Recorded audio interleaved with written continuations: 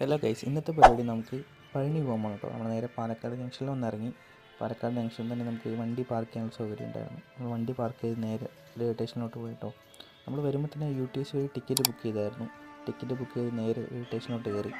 Railway സ്റ്റേഷനിൽ കയറി നമ്മൾ ട്രെയിൻ എന്ന് പറയുന്നത് അമൃത എക്സ്പ്രസ് ആണ്. അതായത് മധുരയിൽ നിന്നും തിരുവനന്തപുരം വരെ പോകുന്ന ട്രെയിനാണ് നമ്മൾ പോകാൻ പോകുന്നത് കേട്ടോ. ആ ട്രെയിൻ നേരെ പഴനി വഴി മധുരയിൽ പോകുന്നതാണ്. പഴനി ദിണ്ടുക്കൽ വഴി. ഇതാണ് പൊള്ളാച്ചിയിലെ കാഴ്ചകൾ എന്ന് പറയുന്നത്. പൊള്ളാച്ചിയിൽ നല്ല വിൻഡുമില്ലും കാര്യങ്ങളൊക്കെ ഉണ്ടാവും. അങ്ങനെ നമ്മൾ 3 മണിക്കൂറിന് ട്രാവലിന് ശേഷം നമ്മൾ നേരെ പഴനി എത്തിയിട്ടുണ്ട് കേട്ടോ. ഇതാണ് പഴനി സ്റ്റേഷൻ എന്ന് പറയുന്നത്. ഒരുപാട് പേരുണ്ടായിരുന്നു. ഞങ്ങൾ പോയത് സെക്കൻഡ് സാറ്റർഡേ ആയതുകൊണ്ട് തന്നെ അത്യാവശ്യം തിരക്കുണ്ടായിരുന്നു ട്രെയിനിലെല്ലാം. ഇതാണ് നമ്മൾ വന്ന ട്രെയിൻ. ഇതാണ് അമൃത എക്സ്പ്രസ്.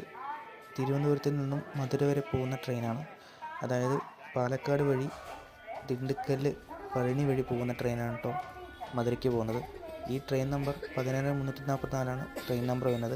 അവിടെ നിന്ന് നേരെ പുറത്തോട്ട് ഇറങ്ങിയത് നമുക്ക് കുറേ വണ്ടികളുണ്ട് കേട്ടോ. നമുക്ക് കുതിരവണ്ടി ഉണ്ട്, അതുപോലെ തന്നെ ബസ്സുണ്ട് റെയിൽവേ സ്റ്റേഷനിൽ. ഞങ്ങൾ അവിടെ നടന്നു തന്നെ വന്നായിരുന്നു കേട്ടോ. അതിനുശേഷം ഞങ്ങൾ മേലെ കയറി ദർശനമൊക്കെ കഴിഞ്ഞു. ദർശനം കഴിഞ്ഞ് നമ്മൾ ഫുഡ് കഴിക്കാൻ നമുക്ക് അവിടെ തന്നെ അന്നദാനം ഉണ്ട്. എല്ലാ ദിവസവും അന്നദാനം അവിടെ കൊടുക്കുന്നുണ്ട്. അപ്പോൾ അന്നദാനം കഴിഞ്ഞ് ഞങ്ങൾ പുറത്തോട്ട് ഇറങ്ങി. ശരിക്കും ഇവിടെ ഫോൺ അലൗഡല്ല.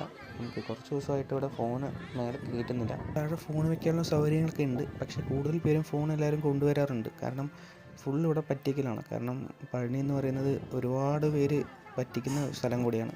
മാക്സിമം ഇവിടെ വരുന്നവർ ശ്രദ്ധിക്കുക. കാരണം ഇവിടെ പല ആൾക്കാരും പൈസ തട്ടിപ്പ് നടത്തുന്ന ആൾക്കാർ കൂടുതലായിട്ട് കാണാൻ കഴിഞ്ഞു. അപ്പോൾ അത് കഴിഞ്ഞ് നേരെ ഞങ്ങൾ താഴോട്ട് ഇറങ്ങി. റിട്ടേൺ ട്രെയിൻ മധുരയിൽ നിന്നും തിരുവനന്തപുരം പോകുന്ന ട്രെയിനായിരുന്നു. ആ ട്രെയിൻ തന്നെ ഞങ്ങൾ കയറി.